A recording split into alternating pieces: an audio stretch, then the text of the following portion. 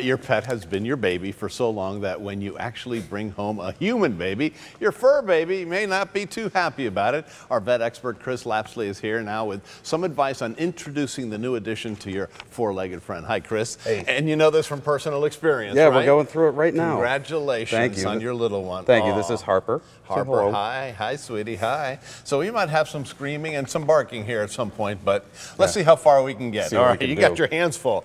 You know, it's actually best to start before you even bring the baby home, right? Yeah, Training absolutely. The dog. So you want to have a good foundation of training on the dog, the basics: sit, stay, come, drop it. Really important, especially when it's getting around the baby, picking up the toys, the bottles, pacifiers, that type of thing. Right, right. The other thing you want to do before the baby comes home is you want to kind of get the dog acclimated to some changes that are going to happen. Sure. So he's not going to get as much time as he did before baby, so you want to start to ease off. It sounds a little bit mean, but back off the time you spend so they can get a little bit of that new social order. Oh, yeah, absolutely. Now, if you've been slacking on the vaccines, it's probably important to get to the vet and make sure they're caught up. Yeah, right? you definitely want to make sure that they're healthy, especially with parasites. Right. External things like ticks and fleas, and internal things like roundworms and hookworms that come through their poop. Because we can get them, and babies can get them too. Now, the dog's been used to, let's say, being king or queen of the hill for a while, so now maybe you need to do a little basic training of some sort? Yeah, especially if they're doing things like sleeping in your bedroom, you kind of want to wean them off the bed. That's because the baby's probably going to spend a lot of time there.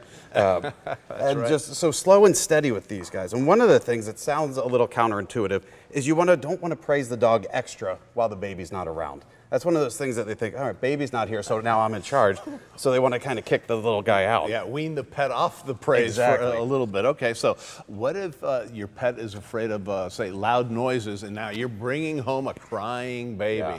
So what we did is went on YouTube and played a bunch of videos of babies crying, just kind of loud, and praised the dog when he started to react. So treats and things. Plenty of treats. It's all good. That way they associate that. Okay, good.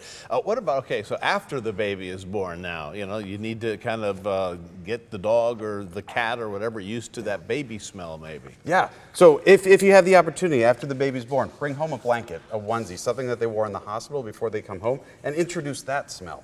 And then when you do come home, if it's possible, see if mom and dad can go in first, say hi to the dog, hi to the cat, and have a third party bring the baby in afterwards. Sometimes that's easier said than done. Exactly. Yeah, It's a lot of excitement. Yeah, exactly. It doesn't always work. What's the best way to actually introduce the two of them face to face? Slow and steady.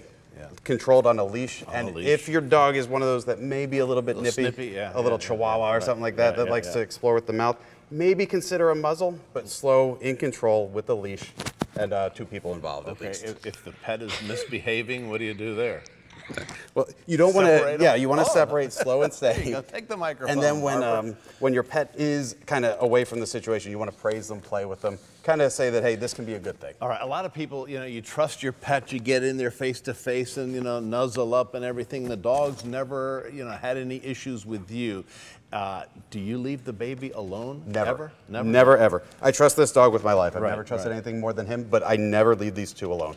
Because every dog has its breaking point, every cat does, and babies are going to find that pretty quick. Yeah, exactly, and they grab hair and they pull all kinds of stuff, but a lot of dogs are really good. Some dogs are better than others, yeah, right? Absolutely, and all of this is very independent of each dog. Each dog is very different. Just some general guidelines, and of course, check with your vet, check with your trainer, and we can get some information from them as well. Today you needed to bring an entourage. I mean, are they like off camera somewhere, or are you soloing? Yeah, I'm going solo today. We got it. You're so well behaved. Oh, yes. And so are you. All right. This was a good segment. It was kind of quiet. Great advice, Chris. Thank you so much. And again, congratulations. Thank you. Thank you, sweetie. Oh, goodbye. Big kisses. Mwah. All right.